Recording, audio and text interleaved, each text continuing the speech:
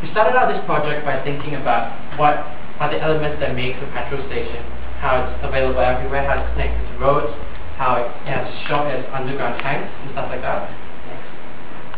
And then we started thinking about what happens at the end of our oil dependency, what happens to economies, what happens to people who depended on the oil industry for jobs.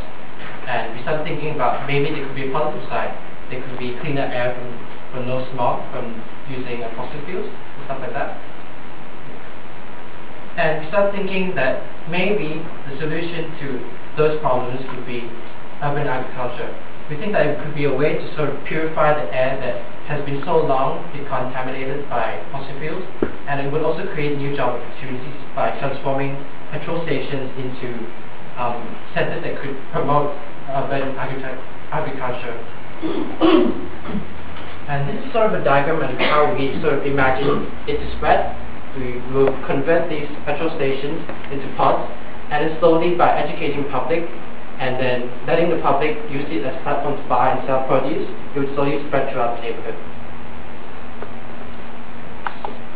Alright, these are the spaces created by pods. As you can see, there is a signage there which displays prices of produce per kg, and on the roofs you will see farms which grow and harvest produce.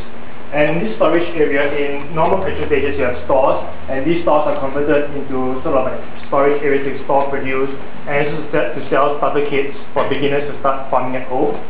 And you can see here there is a platform here which is catered solely for pedestrians and people on bicycles to obtain seeds and to exchange produce that could be edible at home.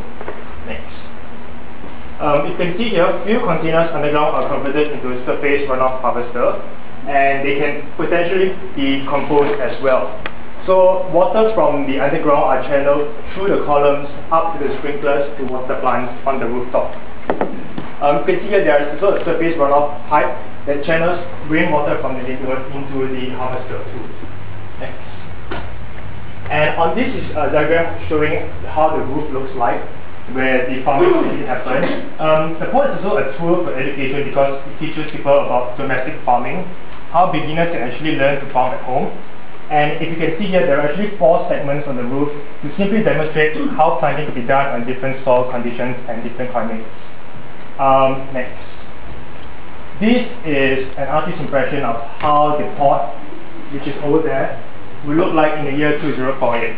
As you can see, it's a really contrasting environment. It's a really advanced and modern environment, yet it still maintains its green aesthetic as a farm in the middle of a city, in a very dense urban scape. As you can see here, you can see how the prices are per kilogram instead of kiloliters. Next.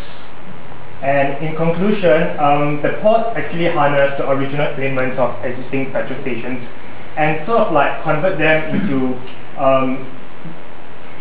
sort of regenerative elements. This is actually displayed in the earlier slide, yet it maintained the same elements, but it created an even better function for the sustainable lifestyle of people, especially urban people in the city. Time. Thanks.